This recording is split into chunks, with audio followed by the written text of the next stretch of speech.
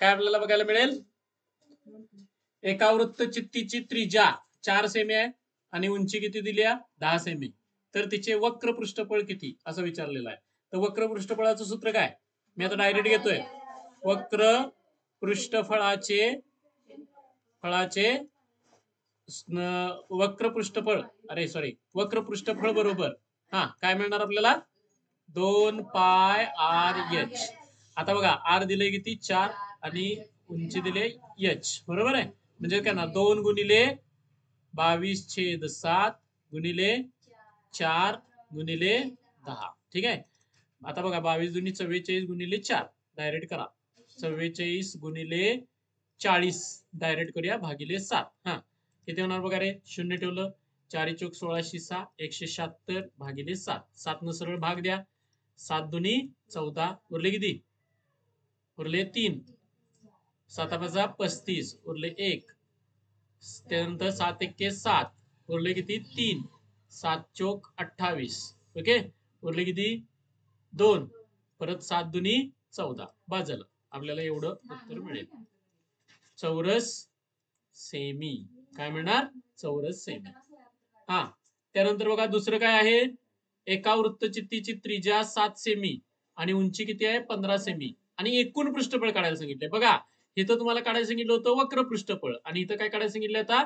एकूण पृष्ठफळ. मग एकूण पृष्ठफळ बरोबर काय असतंय? तर काही वेळेला तुम्हाला हे लक्षात पण ठेवायला पाहिजे. एकूण पृष्ठफळ बरोबर काय असते? वक्र पृष्ठफळ अधिक काय ते 2 गुणिले वर्तुळाचे क्षेत्रफळ. बरोबर काय? वर्तुळाचे क्षेत्रफळ.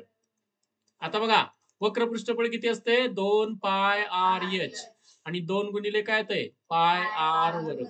आता यातनं काय होणार? 2 पाय आर सामायिक निघतं. कंसात काय राहतंय? एच अधिक आर. हे जर तुम्हाला सूत्र पाठ नसेल तर निदान हे तरी पाठ पाहिजे. हे कुठलं? हे तरी तुम्हाला माहित असलं पाहिजे.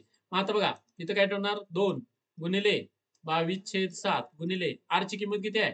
आर ची किंमत 7 आहे. कंसात काय येणार? एच ची किंमत किती? 15 अधिक आर ची किंमत किती? 7. ओके.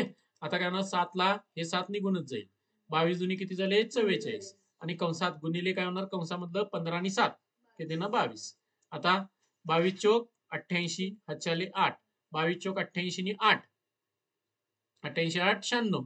किती मिळणार आपल्याला? एवढं एकूण पृष्ठफळ काय ना? चौरस सेमी. ठीक आहे. आता बघा पुढलं काय मिळणार आपल्याला? पुढलं गणित आहे बघा. एका वृत्तचित्तीचे वक्र पृष्ठफळ किती दिले? 1584 असून तिची उंची किती आहे? 21. तर त्रिज्या काढा म्हणून सांगितलं. सिंपल आहे. काय मिळणार आपल्याला? वक्र पृष्ठफळ बरोबर सूत्र काय सांगा रे? वक्र पृष्ठफळाचं सूत्र 2 पाय आर एच. वक्र पृष्ठफळाची किंमत किती आहे? 1584 आणि इथं काय येणार? 2 गुणिले पायची किंमत 22/7. आर ची किंमत दिली आहे का? नाही, तीच काढायला सांगितली आहे. गुणिले एच ची किंमत किती आहे? 21. इथं भाग द्या. 7 त्रिक 21. आता हे सगळं जे आहे ना तिकडे भागिले करा. म्हणजे आर बरोबर काय होणार? 1584 भागिले 2 गुणिले 22 गुणिले 3. ओके. आता पहिल्यांदा 2 न भाग घालून टाका. बघा मी गुणाकार करत बसलो नाही. इथं 2 न 2 7 14 उरले 1 92 18 2. त्याच्यानंतर बघा हे संपलं. आता काय मिळणार? 22 न भाग जातोय का बघा रे? किंवा इथं बघा 3 न भाग जातोय. 3 एक्के 3 दुनी 6 उरले किती बघा? 1. त्यानंतर किती येणार? 3 संग 18 उरले किती? 1 आणि 3 चोक 12. ओके. म्हणजे आता राहिलं काय सांगा रे? 264 भागिले 22. 22 न भाग जातोय का बघा? 22 एक्के 22 उरले किती? 4 आणि 22 दुनी 44. म्हणजे आर ची किंमत किती मिळणार? 12 सेमी. किती येणार? 12 सेमी. झालं. त्याच्यानंतर हे गणित काय बघा? एका वृत्तचित्तीची उंची आहे 9 सेमी आणि तळाचा परिघ दिलाय. आता वृत्तचित्ती कशी असते? परत एकदा आपण दाखवूया.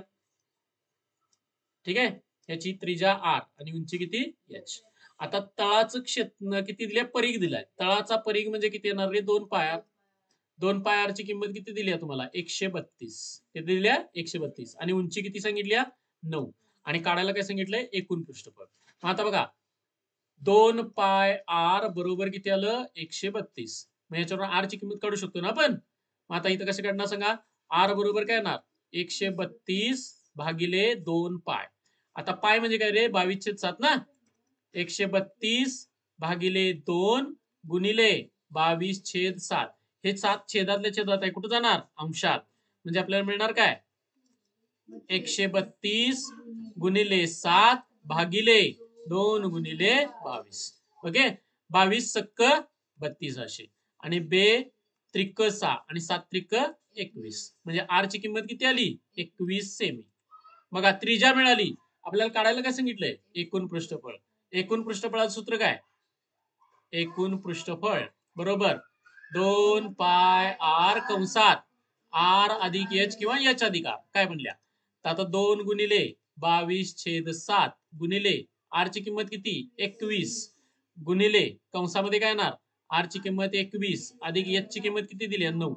म्हणजे किती झालं 2 गुणिले 22 गुणिले आता बघा 7 त्रिक 21 गुणिले 3 गुणिले 21 अधिक 9 किती झाले 30. ओके 22 दुनी 44 44 गुणिले 3 44 गुणिले 3 किती येणार 132 होईल. बघा होईल होते का 44 गुणिले 3 गुणिले 30 म्हणजे किती मिळणार आपल्याला 100. बघा 3 चौक 12 हातच्याला 1 3 चौक 12 आणि 1 13 म्हणजे 132 गुणिले 30.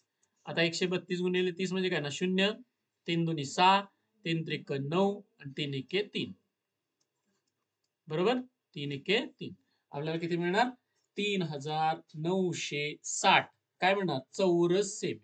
चौरस सेमी. आणि त्याच्यानंतर आपण पुढलं गणित बघू शकतोय. ते कोणतं गणित आहे बघा 2.6 मीटर उंची आणि 1.4 मीटर त्रिज्या असलेल्या एका धातूच्या बंदिस्त दंडगोल बनवण्यासाठी लागणारा पत्रा विकत घेण्यास. आता लागणारा पत्रा म्हणजेच काय झालं रे थोडक्यात लक्षात ठेवायचं दंडगोल आहे पत्रा लागतोय म्हटल्यानंतर आपल्याला पृष्ठफळ विचारात घ्यायला पाहिजे. म्हणजे एकूण पृष्ठफळ काय विचारात घ्यायचंय एकूण पृष्ठफळ. म्हणजे उदाहरणार्थ बघा आपण डबा तयार करायला लागलोय. काय तयार करायला लागलोय डबा. आता डबा तयार करण्यासाठी आपल्याला अल्युमिनियमचा पत्राच लागणार ना. मग आता बघा डबा तयार करायचा म्हटल्यानंतर वरचं झाकण आलं खालचा पृष्ठभाग आलं आणि हे वक्र आलं बरोबर का. हे वक्र पृष्ठफळ आलं म्हणजे एकूण पृष्ठफळ पाहिजे.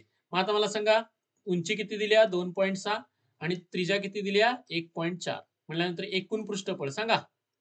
एकूण पृष्ठफळ बरोबर काय तर 2 पाय आर कंसात आर अधिक एच. आता 2 गुणिले 22/7 गुणिले आर ची किंमत किती आहे 1.4 गुणिले परत आर ची किंमत 1.4 अधिक उंचीची किंमत 2.6. इथं बघा 2 गुणिले 22 गुणिले इथं 7 न भाग बसतोय बघा 7 0 0 7 दोन्ही 14 म्हणजे 0.2 गुणिले काय होणार यांची बेरीज किती होणार 4 येते बघा येईल ना 4 तिथे येणार 4.0 कारण 6 4 10 0 हातच्याले 1 आणि आपल्याला 4 येणार. मग आता बघा ह्यांचा गुणाकार करून घ्या किती मिळणार 22 दुनी 44 44 गुणिले हे बघा हे 0.2 आणि गुणिले 4 सांगा 22 ह्यानं पाहिजे तर इथं गुणून घ्या किती मिळणार 4 चौक 16 हातच्याले 1 4 चौक 16 ने 1 17 176 गुणिले 0.2. आता 176 ची दुप्पट सांगा किती होणार बघा 6 दुनी 12 2 हातच्याले 1 7 दुनी 14 ने 1 15 5 हातच्याले 1 त्यानंतर बेक बेन 1 3 बरोबर का. आणि दशांश चिन्ह कुठे द्यायला पाहिजे आपल्याला एक घर सोडून. आणि हे काय झालं रे चौरस मीटर कारण हे सगळं मीटर मध्ये आहे ना. आता चौरस मीटर अजून आपलं गणित संपलं नाही. आता काय सांगितलं बघा त्यांनी पत्रा जो विकत घेणार आहे तो कसा घ्यायचा आहे रे 50 रुपये प्रति चौरस मीटर. म्हणजे काय रे 50 रुपये प्रति चौरस मीटर म्हणजे काय एका चौरस मीटर रुपये चौरस मीटरला 50 रुपये खर्च होतो. आपल्याकडे टोटल किती लागणार आहे 35.2 चौरस मीटर लागणार आहेत. मग खर्च किती येईल आपण आता इथंच काढ येतो हे सगळं घालवतो आणि इथं आपल्याला खर्च सांगायचा कसा खर्च बरोबर खर्च बरोबर काय येणार तर एकूण चौरस मीटर किती आहेत 35.2 गुणिले एका चौरस मीटरचा खर्च किती आहे 50 रुपये म्हणजे ह्या दोघांचा सगळ्यांचा गुणाकार 0 झालं 5 दुनी 10 0 हातच्याले 1 त्यानंतर काय ना 5 5 25 ने 1 26 हातच्याले 2 त्यानंतर 5 त्रिक 15 आणि 2 17 आणि दशांश चिन्ह किती घर सोडून एक घर सोडून म्हणजे किती रुपये खर्च येणार 1760 एवढा आपल्याला काय येणार आहे, खर्च येणार आहे. लक्षात आलं का हे? बघा थोडस मी पाठीमागे जाऊन तुम्हाला रिवाइज करून देतो की आपण काय बघत होतो, तर त्यानुसार आपल्याला विचारात घेता येईल. आपण कुणाचा विचार केला? वृत्तचित्ती.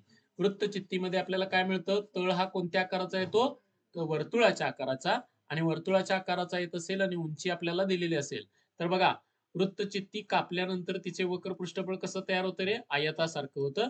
मग आयत बरोबर काय येतं? त्याची लांबी कोण असतं? तर इथनं कट केल्यानंतर हा भाग रिकामा होणार ना, आणि तो म्हणजे कोणासारखा काम करतो? परिघासारखा. म्हणून बघा इथं 2 पाय आर गुणिले काय येतंय? एच. वृत्तचित्तीचं वक्र पृष्ठफळ काढायचं असेल तर ही आपल्याला हा आयत जो आहे तो कोणासारखं काम करेल? वक्रपृष्ठाचं काम करेल. म्हणून बघा आयताचे क्षेत्रफळ, वक्रपृष्ठाचे वक्रपृष्ठाचे पृष्ठफळ जे आहे ते आपल्याला काय मिळतं? आयताचं क्षेत्रफळ. त्याच्यात लांबी लांबी म्हणजे कोण असतं? परिघ. आणि रुंदी म्हणजे कोण असतं?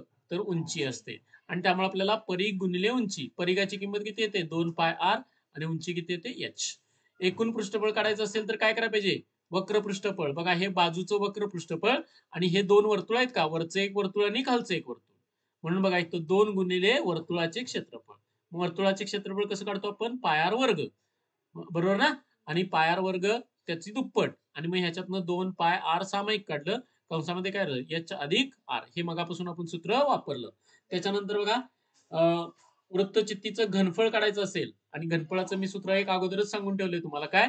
तळाचे क्षेत्रफळ गुणिले काय पाहिजे? उंची. मग तळ कोणत्या आकाराचा? वर्तुळाच्या आकाराचा. मग वर्तुळाचे क्षेत्रफळ किती आलं? पाय आर वर्ग आणि उंची किती आली? एच. यांचा आपण काय करतो? वापर करतो. आणि हे वापर करून आपण ही वेगवेगळी गणितं काय केलेली आहेत? सोडवलेली आहेत. लक्षात आलं इथपर्यंत? ठीक आहे. कुठलं